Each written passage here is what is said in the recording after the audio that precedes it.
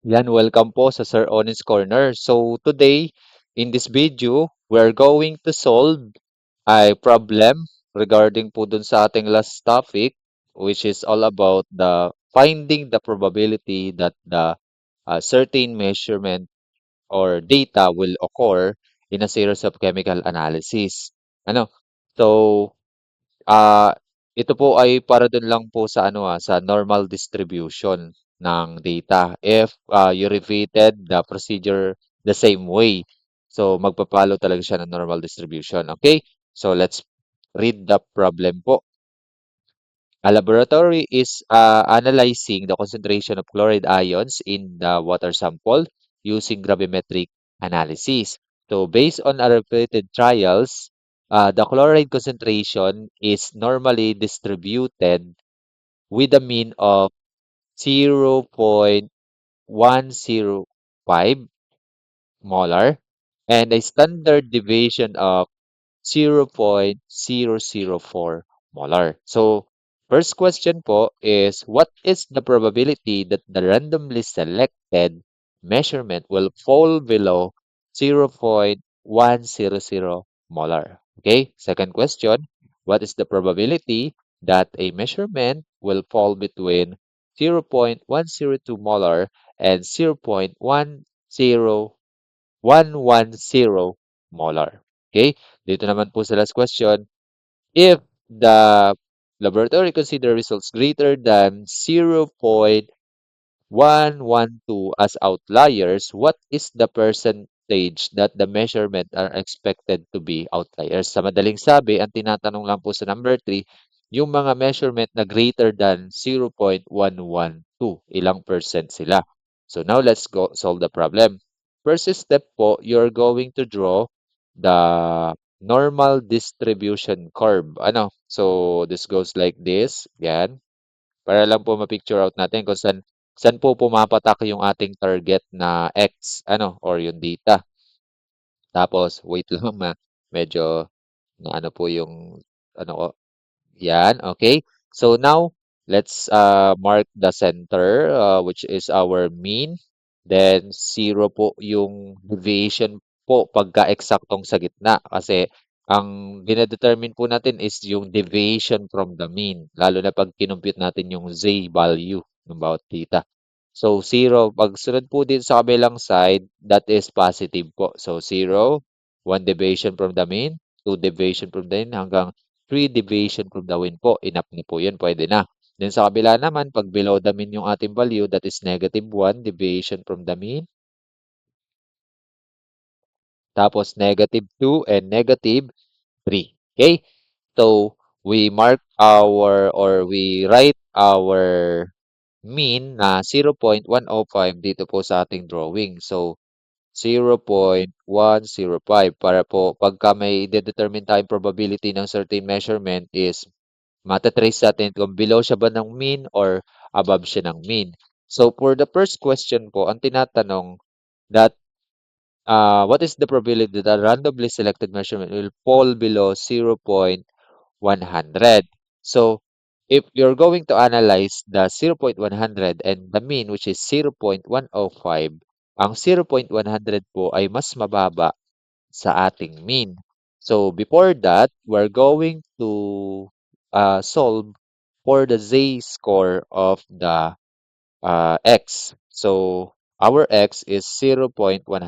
So, the formula for the z-score is z is equals to the value or the x minus yung mean or represented by the mu, ano, divided by standard deviation which is represented by the symbol sigma. So, let's plug in po yung ating value lang po. Yung x po natin na target sa question number 1 ay 0.100. Lagay po lang natin 0.100. Minus po natin dun sa mean which is 0.105. Yan. 0.105 divided by yung ating standard deviation which is 0.004. Okay? So, Bale po, divide lang po natin siya sa 0.004. Okay. Z is equals to 0.005. Since po itong ating ano ay mas mababa kaya sa 0.105, ang magiging sagot po niyan ay negative. That is negative 0.005 divided by 0.004.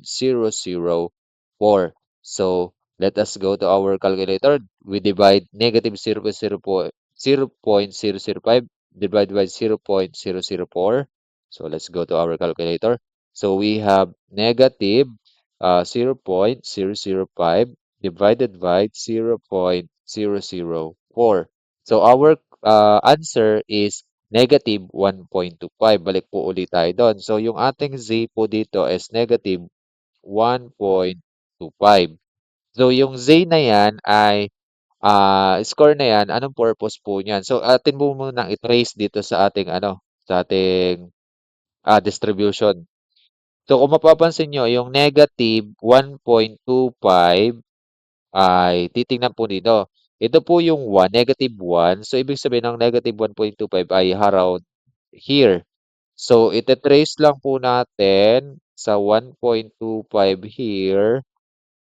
And that is the position or the location kung saan nandun yung ating 0.100, which is our x, So, that is the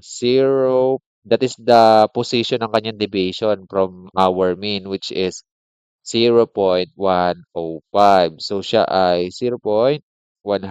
So, yan po yung kanyang z-score na, ang ibig sabihin ng z-score na negative 1.25. Now, ang tanong, ang hahanapin naman natin, ano yung percentage daw na yung randomly or selected measurement will fall below 0.100. So, ibig sabihin, kung ito po yung mean, tapos mas mababa po siya, ang atin pong target ay yung mga value na nandito, yung mas mababa sa kanya. Kasi 0.100, ibig sabihin yung susunod na value dito sa shaded area na to is yung mga mababa. So, yan po yung area na yan, yan yung ating i-determine kung anong percentage yan. So, let me, shade yung ating target. Then punta lang po tayo dun sa distribution, dun sa sa table pala, sa Z table. So may dalawang klase po tayo dito ng Z table, isang negative at saka isang positive. So since negative po yung ating Z score, which is negative 1.25, dito po tayo magtitingin sa negative. Pag negative po, ang kanyang makikita niyong value dito sa table is ito po yung area na yun, tinutukoy niya yung shaded area na yan ha, pag mga negative value. So since 1.25 po, hanapin lang po natin dito sa side na to ang negative 1.2. Tapos dun sa kabilang side, ano po yung i-add natin sa negative 1.2 para maging negative 1.25? That is 0.05. So ito po yon. Then ang gagawin niyo po, ite-trace niyo lang po yung dalawang value kung saan sila nagtatagpo. And here, nagtagpo po sila sa 0.1056. So again, dito po sila nagtagpo sa value na to sa 0.1056. Okay? So that is our phi or the percentage probability. So for the phi value or percent for probability po ng ating x will be, Less than. Will be less than 0.100 molar is equal to 0.1056, which is equivalent to 10.56%. So this area, measurement po na ito ay 10.56%. So ibig sabihin po, may probability po na 10.56% na ang ating mga measured value will be below 0.100. Yun lang po yung ibig sabihin ng area na yan. So, now let's go to the second problem naman po. I hope po clear na po itong first solution po. So our answer po pala ay 10.56% po itong area na to.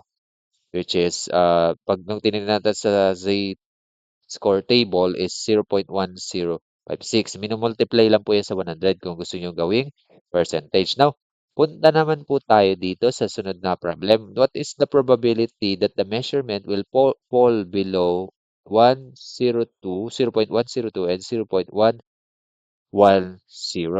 So, ang gagawin niyo po diyan, meron po tayong dalawang z-score na isusulat. So, let me ano lang po itong ating unang problem, itabi.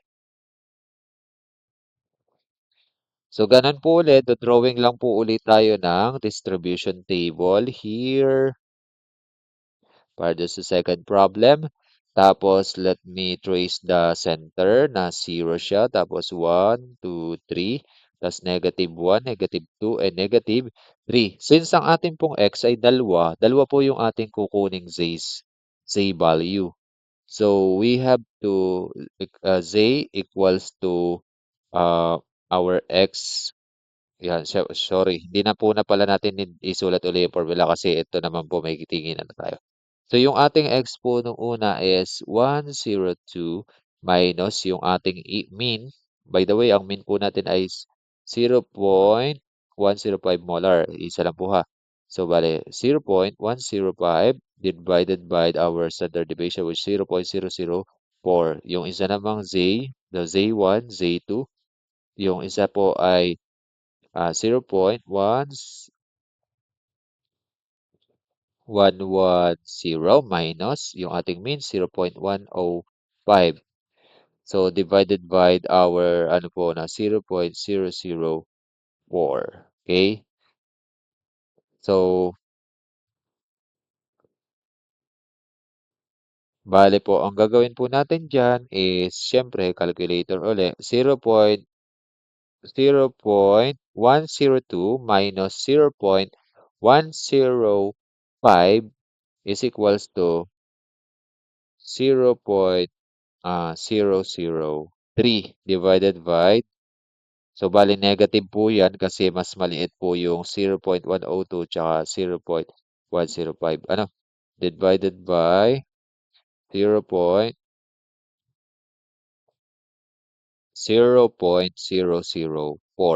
So, kakalculate po uli natin sa calculator yan mamaya. Tapos ito naman po ay 0.110 minus 0.105. So, is equal to 0. So, calculate na nga po natin. 0.110 minus 0.105. So, bale siya po ay 0.110 minus 0.105. So, bale 0.005 din po yung sagot. Parang yung kanina din po. So, 0.005 divided by 0.004. So, ito naman po ang isa, negative 0.003 divided by 0.004. So, bale, negative 0.003 divided by 0.004. So, bale po siya ay negative 0.75. So, bale, yung Z1 po natin ay negative 0.75. Ito namang isa is, I think, the same po siya dito. Kaso nga lang negative po yung numerator nito. Ito naman positive. So, naging positive 1.25 po siya. Z2 is equals to positive 1.25. So, ganun po uli. Hahanapin po uli natin yung kanilang position dito sa distribution table. Ang Z1 po natin, which is our 102, yung 102 natin ay nasa negative 0.75 deviation from the mean. So, ang negative 0.75 po ay ito po, since ang 102 po naman ay below lang ng kaunti sa ating ano, yan, 0.75. Yan, ito po. Yan. So, trace lang po natin ulit ng red na mark. Yan. Tapos, yan po yung ating value na 0.102. Konting ano lang siya baba from the mean. Then yung isa naman po ay positive, which is 1.25. So, i-trace din po natin, 'di ba? Ito po yung 1 na positive, tapos ang 1.25 ay around here. So, trace lang po natin ang ating red mark uli. Yan. Tapos, sulat lang po natin yung value natin na 0.110. Ang tinatanong po sa inyo is probability that the measurement will fall between this x. So, dito po ang ating hahanapin ay ito po, kung ilang percent po 'yan, mga data na naandiyan. Okay. So now for the negative values, ang ina-determine po niya itong nasa side na shaded. Okay po. Tapos ito po for the positive value, ang dine-determine po niya ay from this area hanggang dun sa likod. Yan po. Yan po yung yung sa positive. Ito po lahat yan. Since ito pong ating negative 0.05, ito po. Tapos ang kailangan lang naman nating i-target ay ito. Ang gagawin niyo lang po, ima-minus niyo lang po yung probability na makukuha natin dito sa parehas. In a way na ang mauuna po ay yung mas mataas. Gano'n lang po gagawin na 'pag may dalawa pong Z-score. Kung sino yung mas mataas, yun ang una niyo isusulat ta's ima-minus niyo yung mas mababa. So, kunin po natin yung kanilang, percentage probability. So, yung negative, 0.75 hanapin lang po natin ulit sa table. So, let me erase po yung dati nakasulat. Ngayon po ay negative 0.75. So, hanapin lang po natin ang 0.7 here. So, that's the 0.7. Tapos, para po maging 75 siya ay 0.05 po yung ating i-a-add. So, ita-trace lang po natin yung kanyang value. 0.7 at saka 0.05 ay nagtagpo sa 0.226. Ito po yung kanyang bale po sa 0.226. So, bale po yung percent probability po nitong natin, ibig sabihin ang ating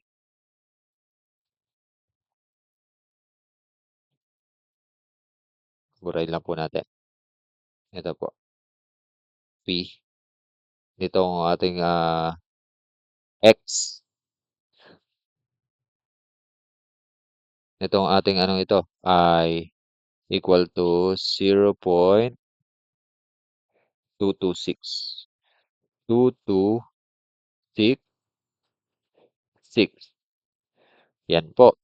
Bale, ang tinutukoy po niya 0.0226 na nito ay ito.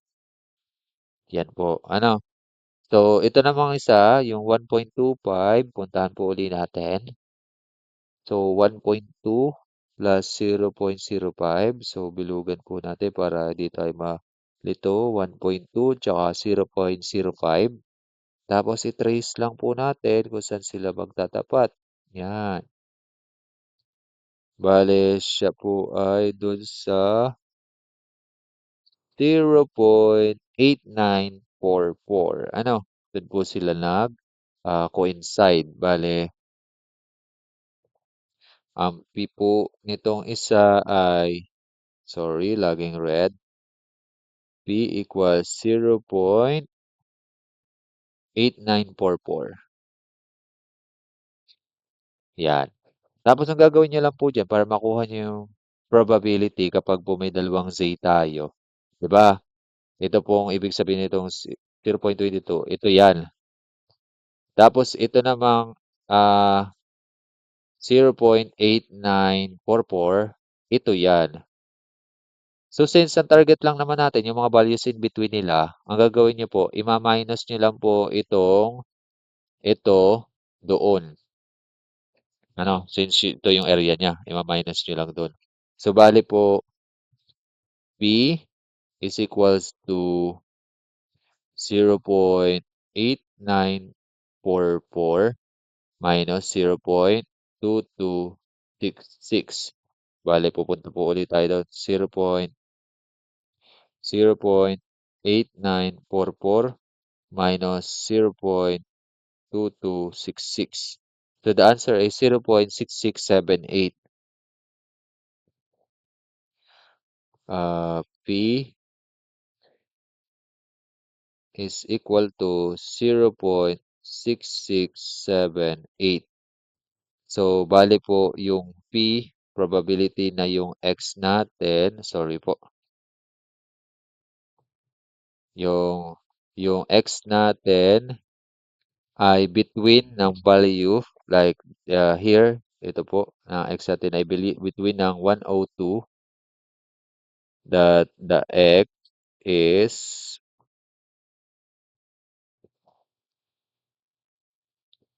greater than 102, mas mataas sa 102, but less than sa 0.110. 0.102 but less than siya sa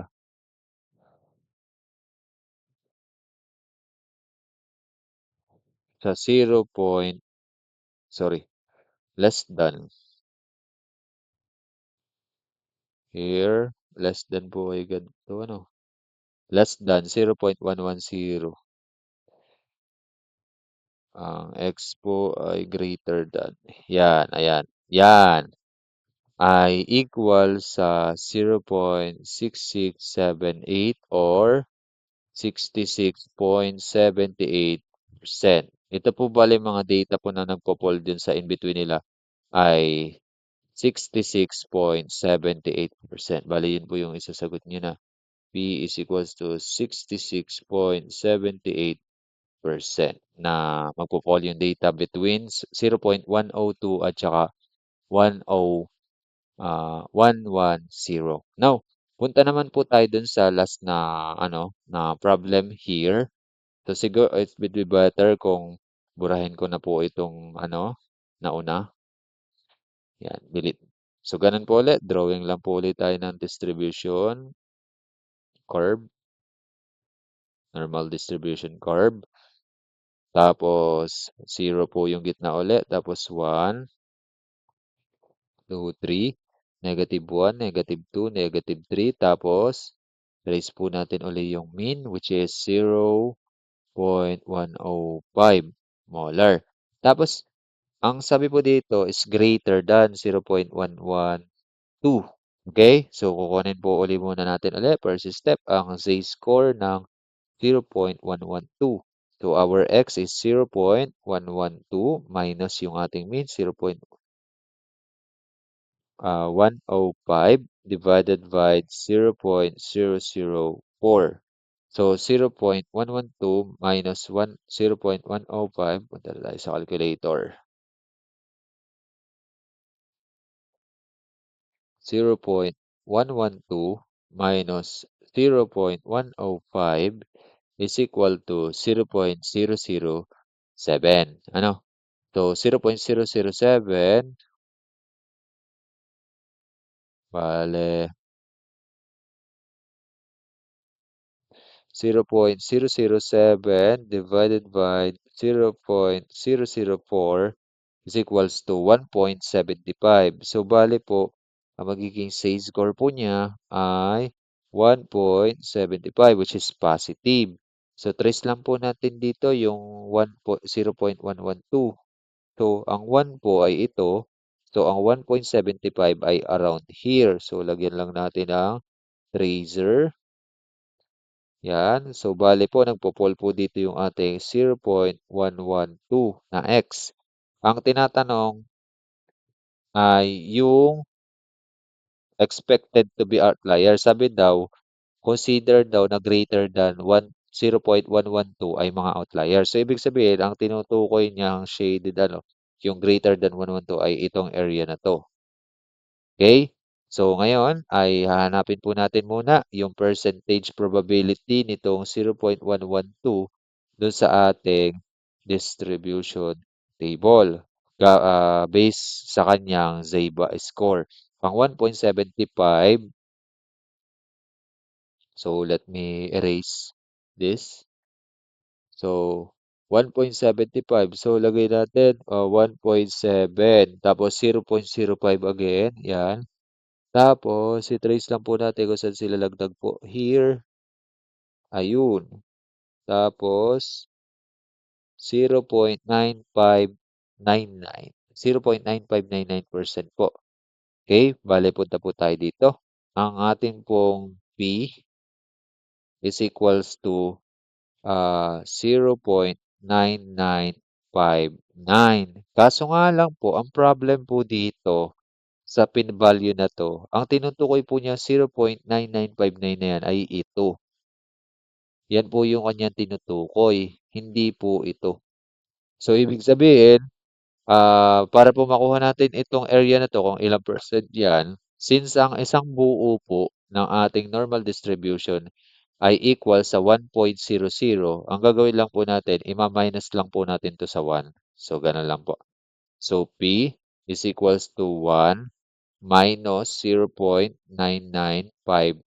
So, P or the probability of X to be greater than 0.112 is equals to kung ano yung maging sagot nyo dito. 1 minus 0.99959. So, bali po, 1 minus 0.9959. So, bale, ang sagot po ay 0.0041. Ano? 0.0041. 0041.